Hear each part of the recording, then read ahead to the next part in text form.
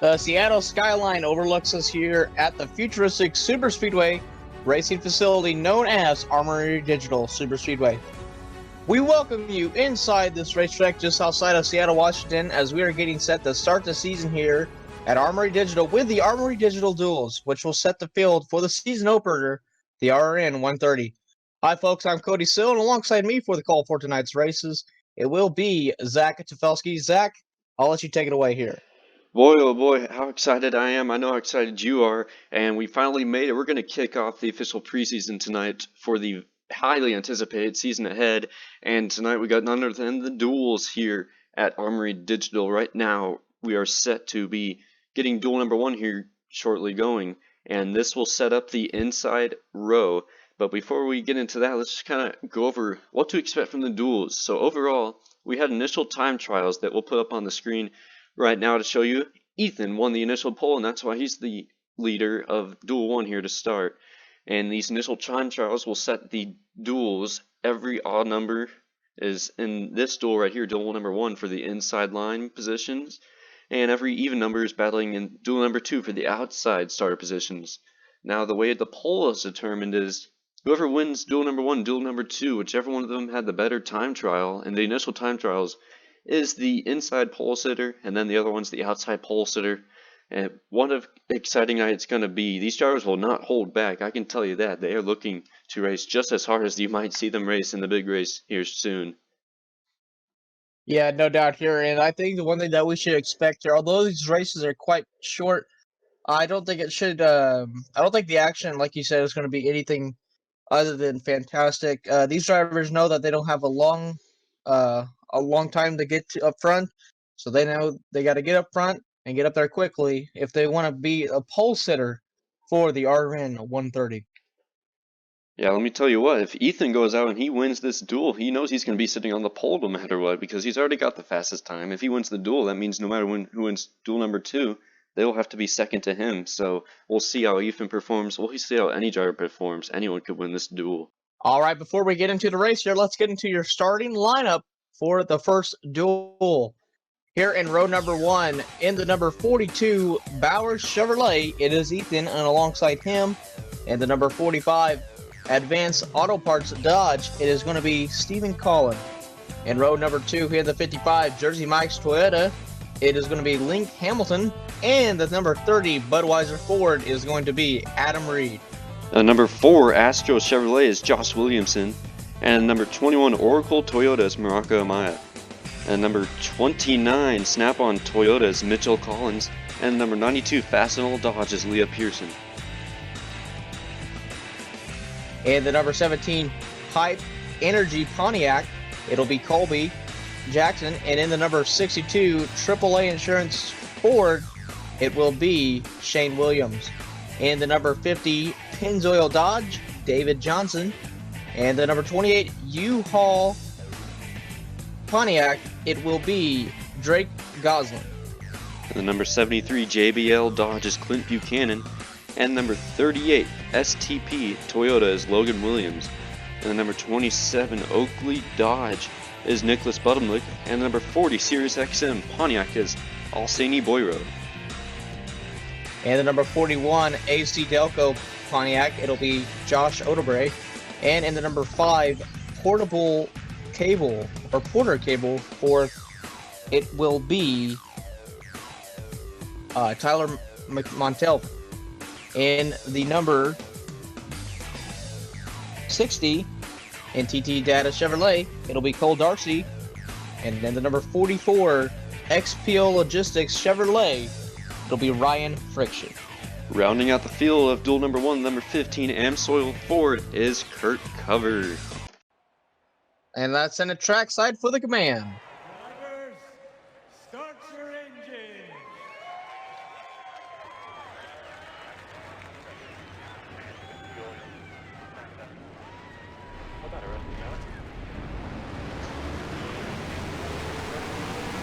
And as the engines fire up, drivers rolling off pit road, and we are getting set here for the first duel of the afternoon.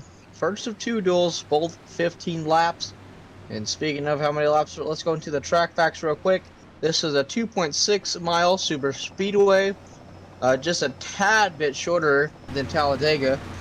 The biggest thing is you can make 4 wide work pretty well. It's 5 wide is whenever we make the big mistakes. However, 4 wide is pushing it, and we've seen drivers here get high and get up into the fence. And with that said, though, Zach, I'll let you start off by making the picks. Yeah, man, I've been excited for these duels for a while now, and now we finally get to get into it. And for duel number 1 here, I look to anyone in this field to be able to go up there and drive up to win. We'll see when the racing gets going, but overall, I'm going to go with Clint Buchanan. Now, he's starting midfield, and I think on the inside line, he's going to have a good strategy to make it up there, and hopefully he'll be up there at the right time. And my other pick, Josh Williamson, on row 4 on the inside, and the number 4 car. Yeah, there's a lot of drivers that you could pick in this field here, but I don't know. Ethan's confidence here, it is very high coming into this race. I got to go with him, and my underdog pick, it's going to be a hard one, but I got to go with David Johnson, starting mid-pack there on the inside line in that Pennzoil scheme here, kind of a throwback here to Michael Waltrip. But those are my 2 picks. Pace car rolls off and down this long front straightaway that does have a kink in it. That also can play in, but here we go. It'll be Ethan and Steven on the front row, bringing us to the green flag.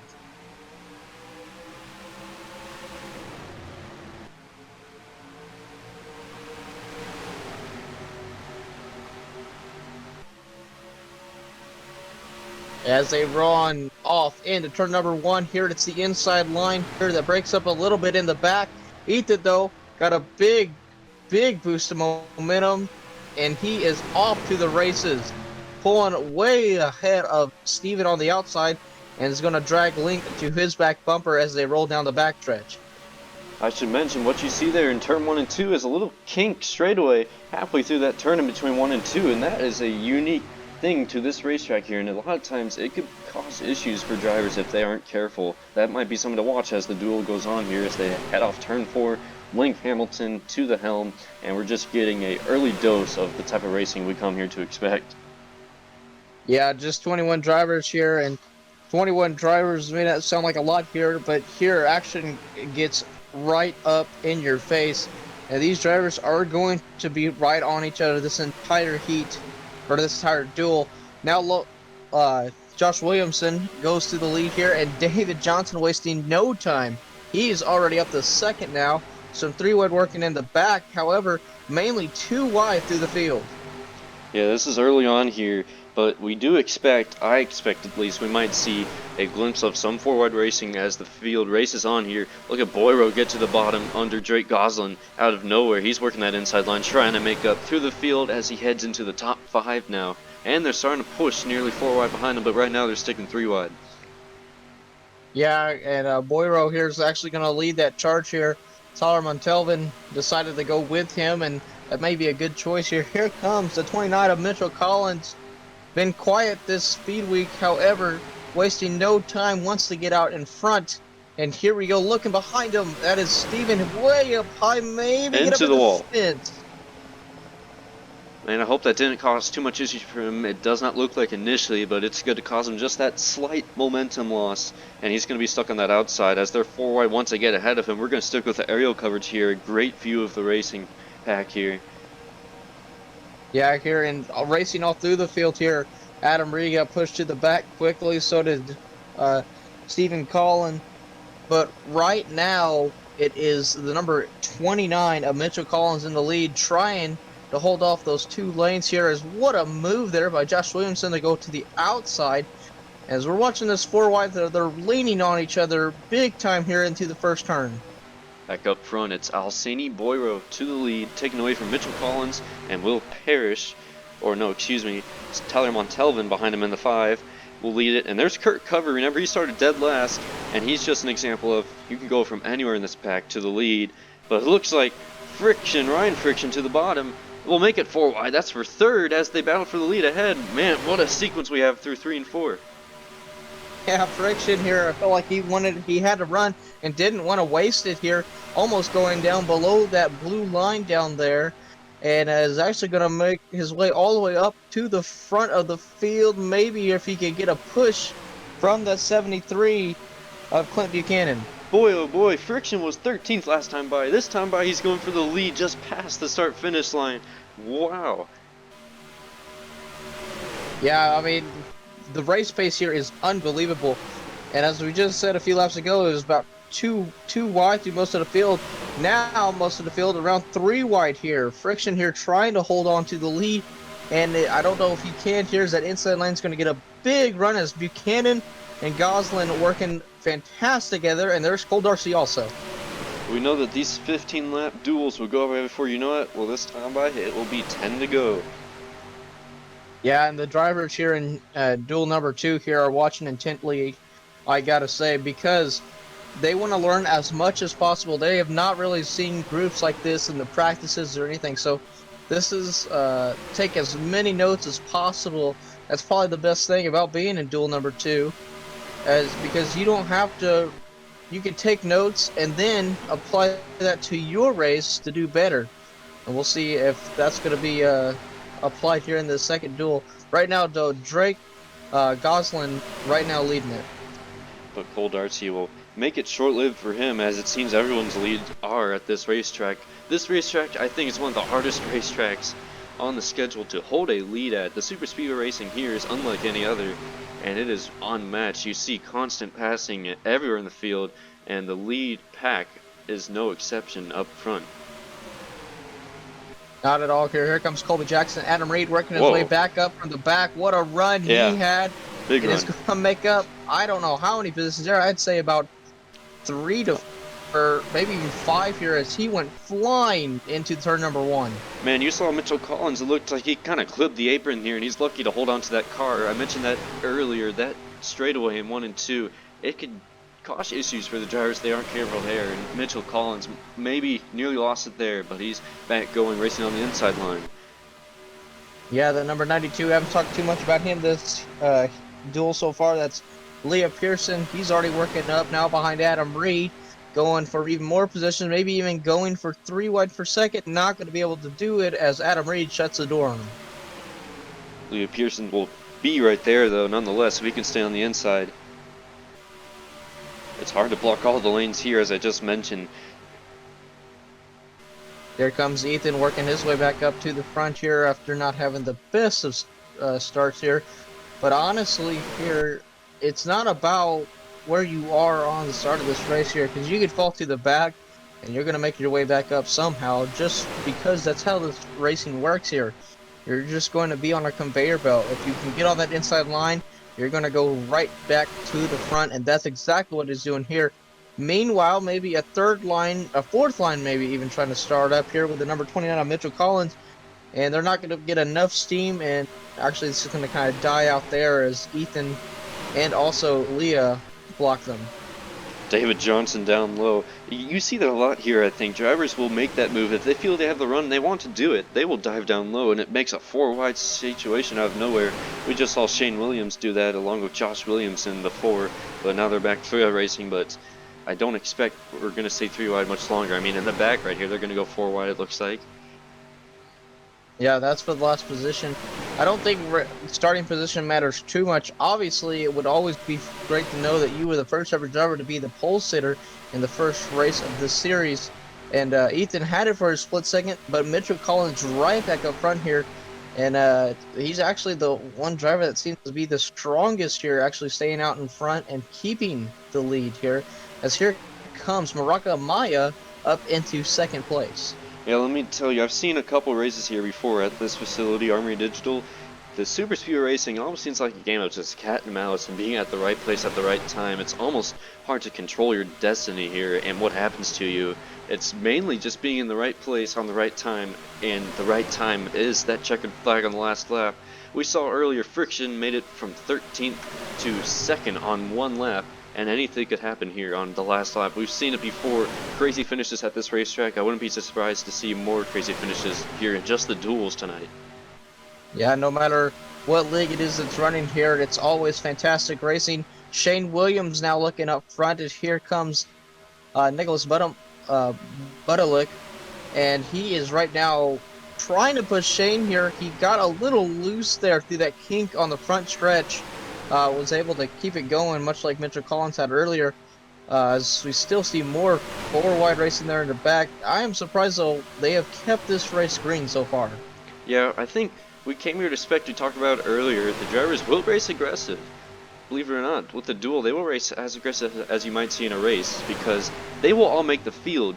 So they don't have to worry about missing the field, but it's just a matter of where do they want to start at? How aggressive will they be for it?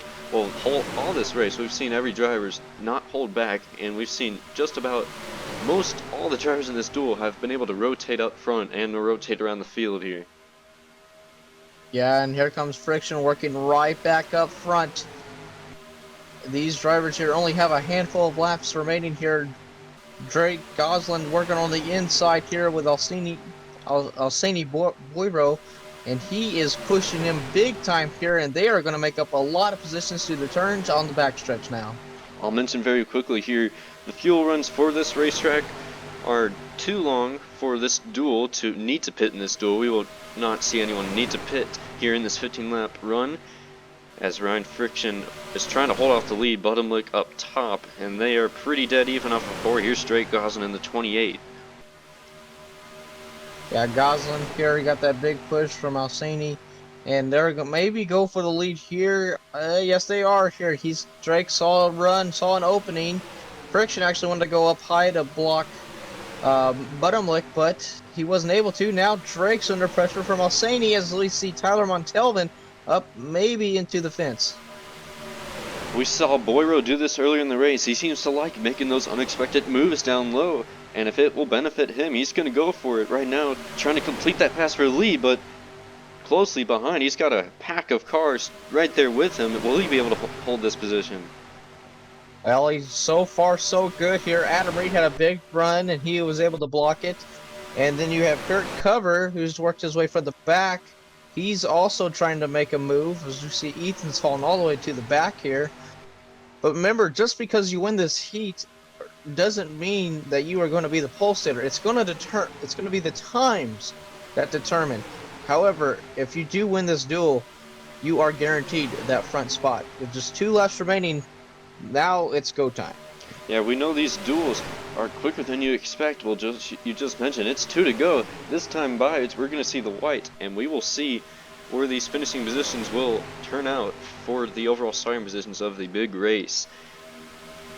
Kurt Cover working from the back to the front, and he's got big push now from Clint Buchanan here. But Buchanan's going to leave him out the drive maybe, as they're 3x3 down the front. This time by, white flag will be in the air. How aggressive will they be? How much do they care about where they start? We will see it right here. White flag in the air. Kurt Cover started last. He leads the field coming to the white. Josh Williamson now going to work the charge here. And Stephen Collin working behind him. They're still all misshaped here. Cover tried to block the outside. Now here comes the inside run. It's going to be Josh Williamson who's leading that. And there goes the 45 down low. Stephen Collin here is going to make it 3 wide for the lead on the final lap. Look at the 60, Cole Darcy. Then Darcy's going to go maybe 4 wide. Yes, he will. No way Kurt Cover can block all of that. He's not quick enough here. We also saw a car in the back kind of lose off pace. But right now it's going to be a side-by-side battle to the line. Here they come to the line. Kurt Cover got it. Kurt Cover. Now, however, how good that may sound, remember, he is 41st on time trials. So, the only way he will win pole is if Thomas Johnson wins his duel.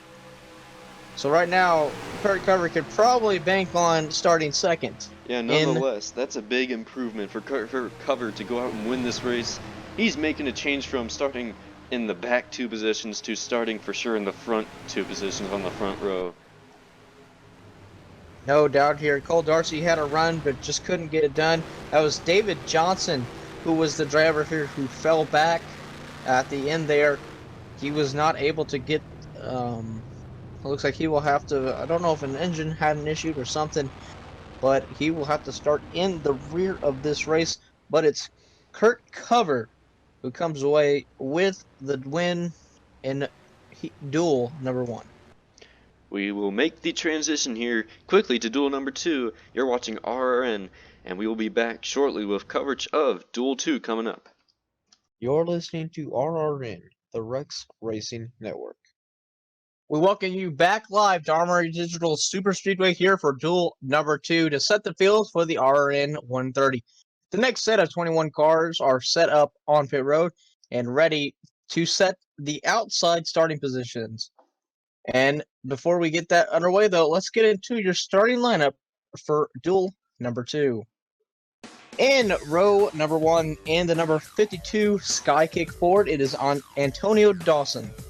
Alongside him, in the number 35 DeWalt Ford, it is going to be Ragbag. In the number 85 Hisense Ford, it'll be Joe Gastidis. And the number 58 Hingrade Pontiac is going to be Mathis Jordan. Next up, in number 16 Spotify Ford is Joseph Rutz, and the number 10 Norfolk Southern Dodge is Bob Myers. And the number 70 Wawa Toyota is Benny Watson, and number 98 GoPro Toyota is Lucas Sipka. The number 2 Traxxas Chevrolet is AJ Schlemmer. And the number 14 Freightliner Pontiac, it is Jonathan Tibby.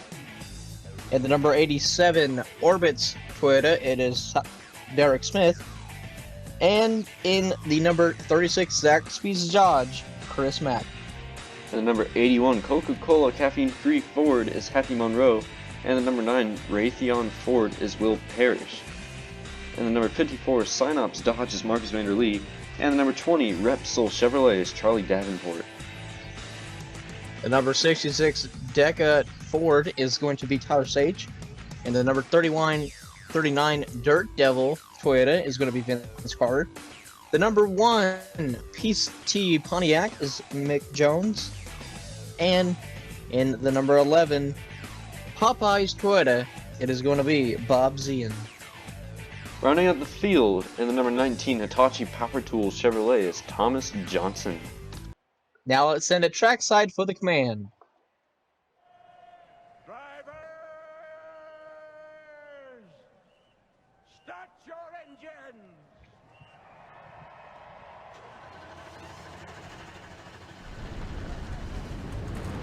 Engines fire up here for duel number 2, and drivers here starting to roll off pit road, and we are getting set for another 15-lap dash here to determine the outside positions and possibly the pole sitter. As in duel number 1, Kurt Cover, who starts qualified 41st, won his duel. However, the only driver that is lower than him in speed, Thomas Johnson. If Thomas Johnson wins this duel, that means that Kurt Cover has one pole. However, if anyone else wins it, they are the pole sitter for the RRN 130. Well, Zach, getting set for duel number 2, who are your picks? Yeah, everyone is racing for that pole position with the winner of duel number 1, unless you're Thomas Johnson. And with that being said, I think the drivers will be pretty aggressive. We saw it in duel 1, I expect it in duel number 2. And I'm going to go with my first pick here, Lucas Sipka on the outside lane. I did not pick any outside lane drivers in duel number 1, but it proved to be no matter where you start, you can win this race. And for my second pick, I'm going to stick with that outside lane. From what I just said, I'm going to pick near the back, Charlie Davenport in number 20. And those are my 2 picks for duel number 2. Yeah, I think I'm also going to stick with an outside line for the first one. And that's the 8 of Mathis Jordan. But my other pick is going to be Derek Smith starting midfield, kind of where David Johnson started. David Johnson here had a little bit of a incident here. He got really loose out of 1 on the final couple laps there, and he lost a lot of time position on the field. But those are my 2 picks. It'll be Antonio Dawson and Ragbag, who will lead this duel number 2 to the green flag here at Armory Digital.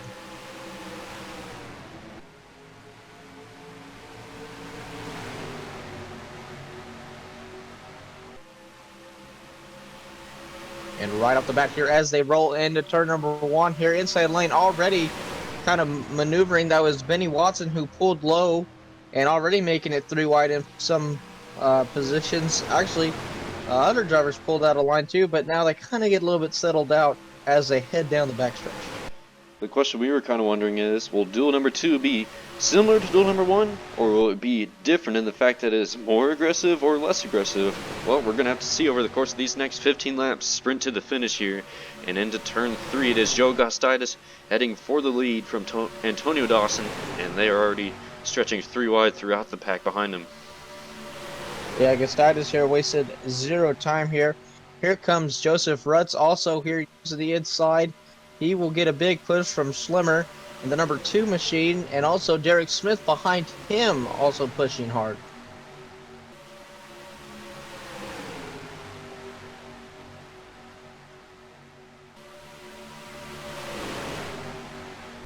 Out of turn 2, we're going to have to see if any drivers can get a good grips on how to defend the field. These duels are not only racing for the starting positions, but it's their final practice session that is the closest thing to what they'll be actually experiencing in the race when we watch the RRN 130 here. And they're 3 wide for second, but up front it's Ashlam with that aggressive move down low. He's going to go right by Joseph Rutz without having to even clear him. And he's in front of him. That's Marcus Vanderlee behind. Yeah, Marcus here gave him that push. Benny Watson now going to try to push Marcus maybe in front of AJ. And no real help. And now they go